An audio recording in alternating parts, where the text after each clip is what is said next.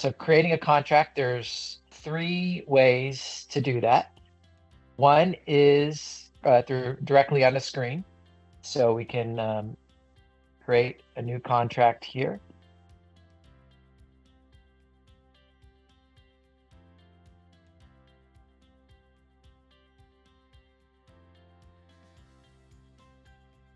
And once we save the header, we can create a period of performance.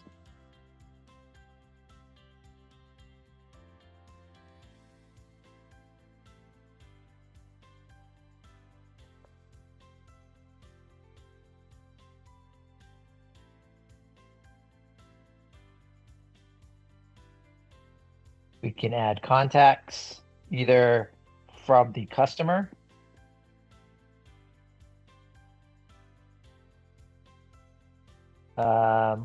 and or internal to our company. This will help with sort of communication and information sharing. Attach any files like drafts of PDFs or approvals or anything else you want to attach. Once we get the header done, we'll start adding our performance obligations or contract lines. So we'll add a subscription billing.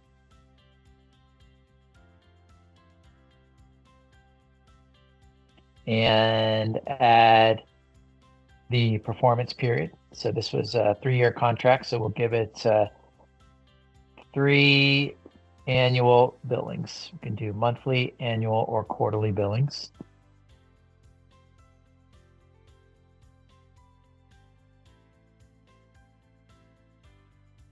And once we have a contract line set up, we're ready to go ahead and publish the changes. No changes taken effect, or other users can't see any changes until the contract has been published.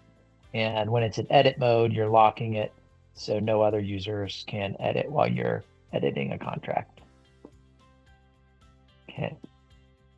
Now that it's published, we can see what has been invoiced or what is planned to be billed to make sure that it's in alignment with what we expect to be billed over the life of the contract.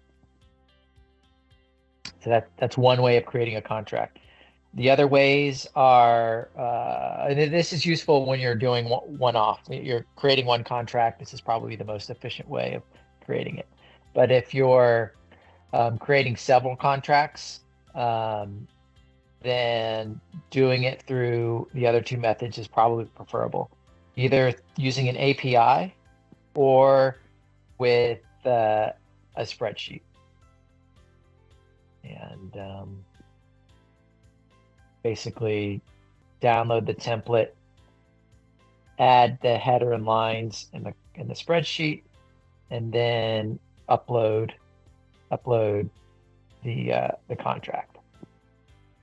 And if there's any errors, like a duplicate contract number or invalid customer or item, it will go into a workbench.